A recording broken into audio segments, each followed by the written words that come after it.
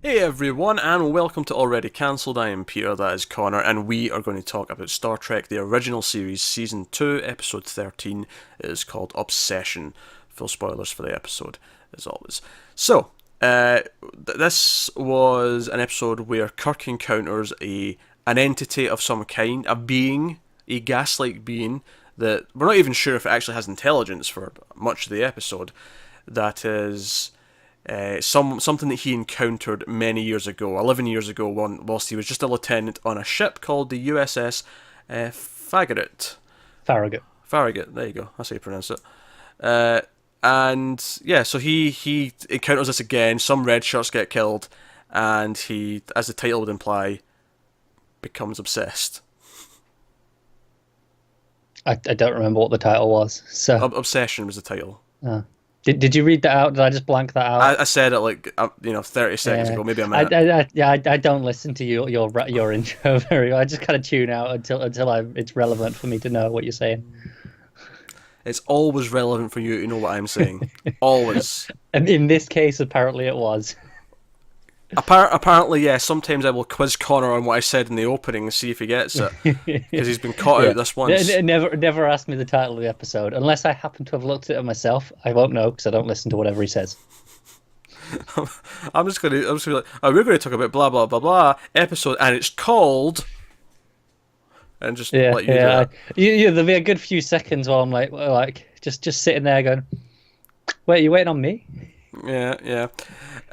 So yeah, that's the plot of the episode. It's a very very tension heavy episode. The Enterprise is expected to go to this other ship to help deliver medical supplies to another planet, which are timely, and the medicine itself expires. It doesn't last around. It has to be taken while it's fresh. And as a result, everyone's like, "Hey, Captain, we should probably go and take this medication." Because at first they could just leave. The thing's just down on this planet. Like they could leave and come back potentially, but Kirk is obsessed. I'm going to say obsessed a lot in this episode. I feel like, but he is determined that he is going to deal with this to the point where he is making orders and giving orders that go against maybe better judgment and maybe what they'd usually expect of him. Yes, he And goes on intuition a lot, as he reminds us. yeah, he says that in his captain's log repeatedly. That is what happens. So the son of the captain of the past ship that Kirk knew also happens to be one of his rookies on the ship, aka a red shirt, which meant he could have been dead by the end of the episode, and even he isn't, but he could have been.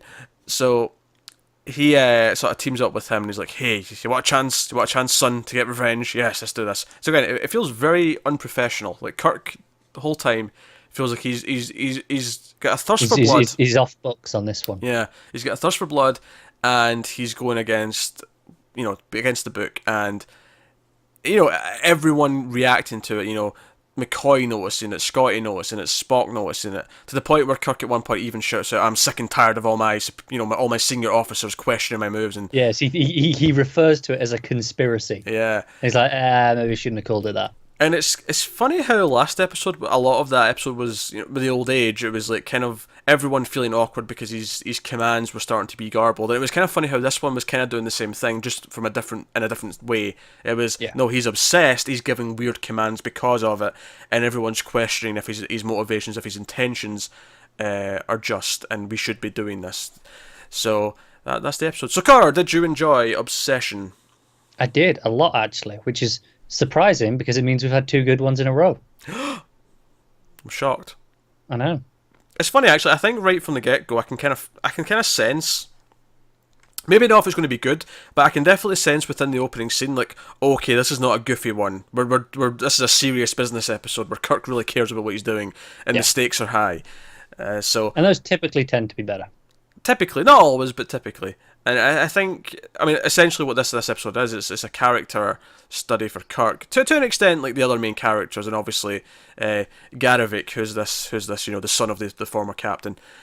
Like they all sort of go through these motions, and it's kind of about acting on instinct, regret, guilt, because a big part of this is that Kirk, years ago when this all went down, he had a chance to order the ship to fire its phasers, and he hesitated for, as McCoy puts it, all of about 2 seconds, and has always felt regret that his captain and other crew members were killed because of it.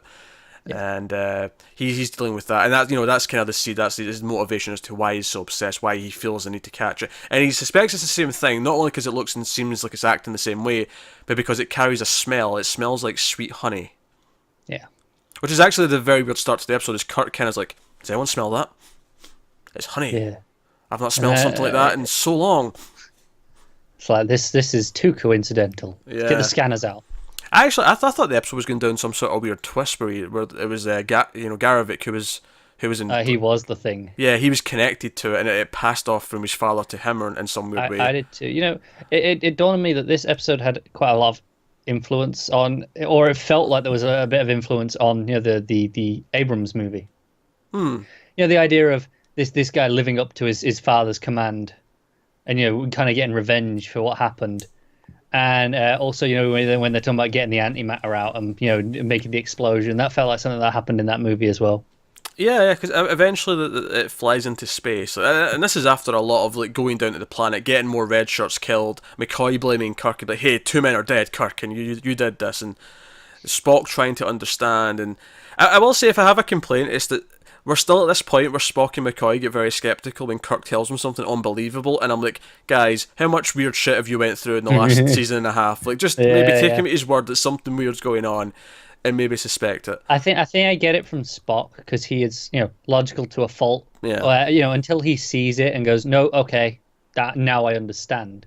You get it. Whereas McCoy seems like he should kind of be a bit more on Kirk's side. Yeah, this was the other thing. The thing actually, we'll call it the honey monster because I don't know what else to call it, and I think that's funny. So the honey monster feeds on blood. Whenever it attacks someone, it takes all of the red blood cells. Yeah. And Spock survives an attack. At least, I mean, maybe he wouldn't have survived if he'd stuck around with it a lot, longer. But at one point, he gets on the ship, and he's with it for a little bit, and he survives because his blood is actually green because it comes from copper instead of iron. It's based on a different element. Which I'm sure we knew it was green before. I think we did. I'm sure they've mentioned that. But they never mentioned the copper thing, which was like, that makes sense. It's a nice touch. Although that said, had you quizzed me on it before the episode, I wouldn't have got it right, probably. What, the colour? Yeah. I think I would have done. I might have got it, but I'd have got it with a bit of guesswork. It'd have been like I'd have went, I'll say green because that seems the likely one. But yeah, it's one of those where it's like that memory in the back of your head. You're not certain, but it's like it sounds familiar. Sounds right. Yeah, I wouldn't have guessed yellow. I wouldn't have guessed. I might have guessed blue. Blue would have been the other pick that I might have went with. Yeah, maybe. I knew it wasn't red though. Yeah. Definitely knew that. Yeah, that's fair. So that makes sense. It's a cool little touch, cool little bit of mythology there. Yeah. Yeah, and I like the idea that the creature was just like, forget this. I don't want this green shit. Yeah. I don't want these vegetables. It's actually at this point where Kirk kind of has a turn of spirits where he's happy to see Spock alive, and it's actually after this that he forgives Garavik, because Garavik, when they go down to the planet the second time earlier on in the episode, he hesitates to fire, and it was almost a little bit too much on the nose that it was exactly the same thing that Kirk went through. It was fine at first because obviously we didn't know that's what happened to Kirk until afterwards. But yeah, it was a little bit on the nose. But obviously later on, like the thing like leaves the planet, it's flying in space, and they're chasing after it. And again, Kirk is so obsessed. He's like, "No, keep it warp 8." And Scotty's like, "Sorry, if we keep it warp 8, we're going to start falling apart. Like we can't sustain this." And he eventually, goes back in his order, but. They try firing at it, but then the thing turns around and comes after them, and that's is actually where Spock finally starts to maybe it's got intelligence, maybe it made a conscious decision to turn and attack. Yeah, if it was just if it was, even if it was alive but not intelligent, it would have just continued to run because that was the obvious option because it was outpacing them. Yeah. So for it to turn an attack meant that it had chosen that it had thought something through and made the choice. Yeah.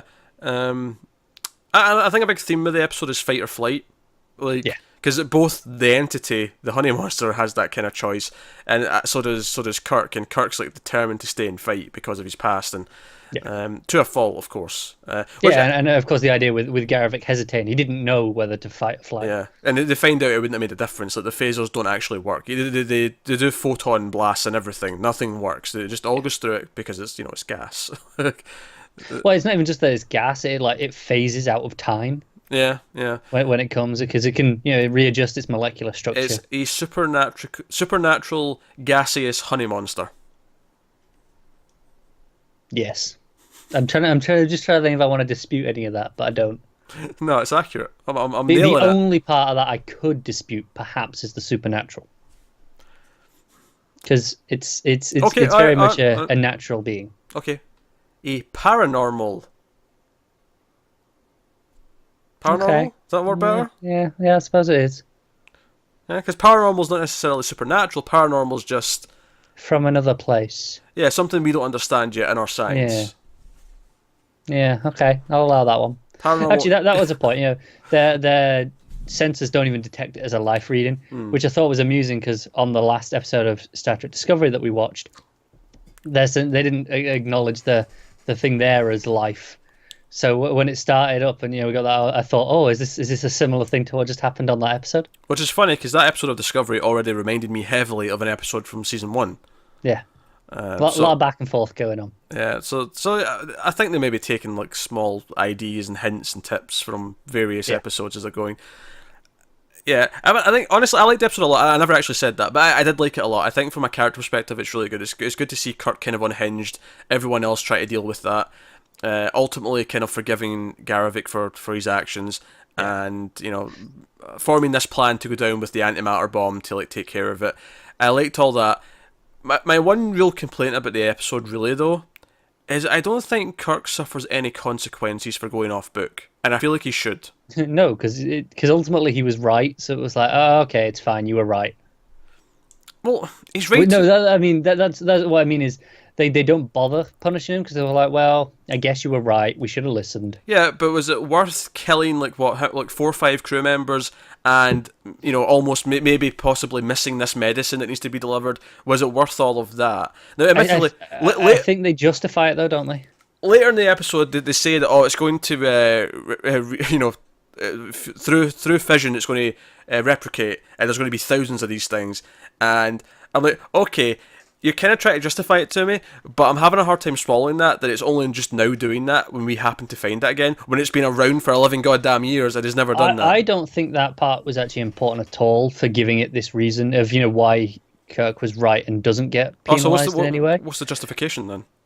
The reason he wants to stay is he tells McCoy, look, if this thing is here, then it's travelled, I think he says like 1,000 light years to get here. If it can do that, it's capable of spaceflight. This could go to any populated planet and wipe them all out. It's our duty to stay and stop it. Obviously, this is at the point where McCoy doesn't believe it's an intelligent creature, so he thinks there's no purpose to this. But ultimately, I think Kirk was right. Although I do agree that it's split into 1,000. That was a bit okay. Well, this is convenient and just added weight, but it didn't really need that. I didn't think it added this immediate. Oh no! If this happens, the entire universe is screwed. But whereas already, if we lose track of this and then it goes off and kills a planet, then that's on us. I don't think they made that clear enough as the episode went on. No, I think they could have come back to that instead of adding in the fishing. Because I'll be honest, I didn't even remember he said that. Yeah. So I think they could have made that, just reinforced that as the episode went on. Because it become the end of the episode, when it gets to the end, and they have this whole thing where beaming back up might be tricky with this bomb going off, and they almost lose them, and they bring them back in. That's kind of the tension for the final little bit. Yeah. And then Kirk's like, "Hey, son, how about I tell you some stories about your dad? Would you like that?" That's what we get instead of the banter. And everyone smiles and like it's all happy, and I'm like, you know what? Even though he was kind of right, I feel like his actions. Especially because he did genuinely feel obsessed, like he was making orders without justifying them in any great extent, and he was snapping at the crew members for, maybe suggesting that they should follow their orders. I feel like there should have been some repercussions in some small way to just show that. Although I like the idea that he is the captain, they should be just following his orders. He doesn't need to explain himself. Because I think we've got so have the crew. They've gotten used to Kirk explaining, all these things, and they understand all these things. But ultimately, it's his call. And they say, "Oh, but what about this stuff?" And he goes, "No, I'm making the call. If anything comes back to it, it's on me." I think so. In some ways, that he's kind of right to be able to do that.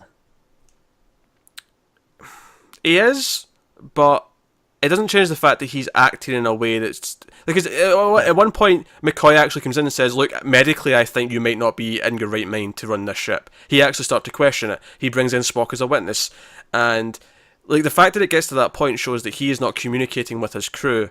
And that's fair. Do you know, in many ways, I think this is more interesting than the last one. You know, we said, "Oh, this is similar ideas." I think this one's more interesting because there's nothing, there's no outward force affecting Kirk. You know, last week he was like he was physically getting older. There was a reason. Yeah. This was just no. This is something in his mind, which is more interesting because it's something that could happen at any point.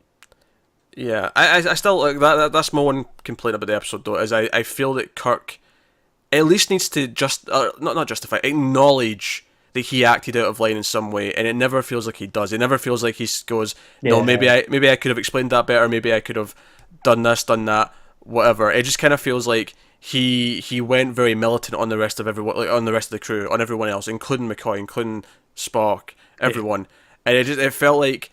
No, like just because he's in charge doesn't mean that he can't treat them with respect. Instead, he just kind of barks orders at them and demands they be followed. I mean, I'm just wondering, is it partly he kind of because he tries? He's like, hey, you know, look into this. This is an intelligent life form. You know, we need to stop this, and they kind of don't take him seriously. Like you say, you know, that was a problem you had that Spock and McCoy don't really believe him. They question it, and if they didn't question that, if that wasn't a question, like if they'd gone, okay, we believe you that this is a sentient thing and we need to stop this, then he wouldn't have been snapping orders and stuff. They'd have just been following them and they'd have been doing it in the first place. So I'm not sure both of those can be a complaint. Well, because they're not the same complaint, though. I think I'm complaining just from the context of, like, you know, don't act so, you know, in disbelief that something strange could be happening. I don't think that negates the other complaint. I think because my complaint's not because you're kind of narrowing my complaint down about him not having either consequences or acknowledging that he was acting out of line, because he was acting out of line. Because I think my ultimate point I'm making is that he still feels like he was acting out of obsession and not because he was actually being analytical and thinking like a captain. I don't think he was. He felt like he was acting out of obsession, and I still felt that way at the end of the episode. I'll give you that. Yeah, and I don't feel like. I just don't feel like he actually I mean, he has the arc where he gets over his regret. He gets over his regret of, you know, me firing that weapon would never have changed anything. I think after that point it does stop being obsession, though, because you know, when he goes down to the planet with the bomb and, you know, Garvik is like, no, and, you know, the bait gets used up already, and Garvik, and they're like, Kirk's like, no, I'm going to stay, I'm going to do this, like, go get back. And Garvik tries to, you know, knock him out and do it himself. And he's like, no, I'm not trying to be a hero. I'm not sacrificing myself. This is just, you know, this is the plan. I think at that point there, it's not obsession anymore, because if it was an obsession, he'd have done anything. He'd have stayed and sacrificed himself to get rid of it. Whereas instead, he is quite critical and analytical there. He's thinking it through more logically. Oh yeah, so the arc is there in that sense of the story. It's missing in the sense that he never acknowledges that before that he was acting purely out of obsession. Okay, no, that's fair. Because I think he was. I think, you know, he just poo-poos everything that's brought to him because no, we need to stay. We need to go down there again. Even though the previous time they went down there, seemingly there was nothing that could, you know, do anything to it. And it goes down again. And look, what would you believe? Another couple of people died. Yeah. And then he's even putting the ship in danger when he's chasing after. He's like, yeah, no, can maintain warp 8. You've got your engineer saying the ship's going to start falling apart. We need to slow down. And he's adamant, no, we're following this thing. Yeah. So, it's one of these things, I've seen this in other stories, where you have a character act in a way that is poor judgment, and then the story justifies it by making them right in the end. And it always sits badly with me, because I feel like, well, okay, he turned out to be right, but that doesn't necessarily justify to me the way he was acting about it. No, I get you. Because I've seen this done in other... Annoyingly, I can't think of any other examples, but I've seen this done in other TV shows. Oh, definitely. But they'll have a character do something illegal or do something like against the rest of the characters, but then everything will just be forgiven because the character turns out to be right about whatever he was doing it for. And we're just supposed to sort of accept that as justification or whatever. And this one's not as bad as some other examples, don't get me wrong, it's not. But it felt absent to me towards the end. I didn't expect to have to explain this as much as I did, but you kept fighting me on it, so I kept digging deeper. Alright, I'm with you. Aye, so...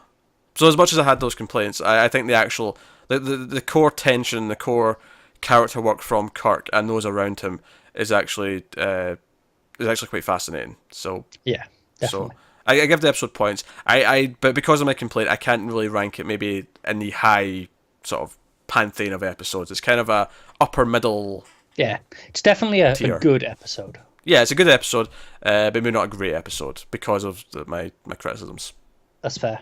So still two in a row. This is on. Which is funny because last episode was also kind of there's some issues with it, but ultimately it works out pretty good. So that's 2 good but not great episodes in a row. Yeah. Would you do something awful next then? Would you? Well, I don't know. We're also kind of due. Is having 2 good but not great ones kind of a substitute? That's instead of having a great one. Yeah. A great one and a terrible one. We're just going to have lots of good but not great ones, which, I mean, that works for me, but... yeah, me too. It'll make me worry, though, if we get a great one. I'm like, oh god, the next one's going to be terrible, man. This one's going to be bad. I don't know. I feel like... Because we had a bad one, and then we had 2 good but not greats.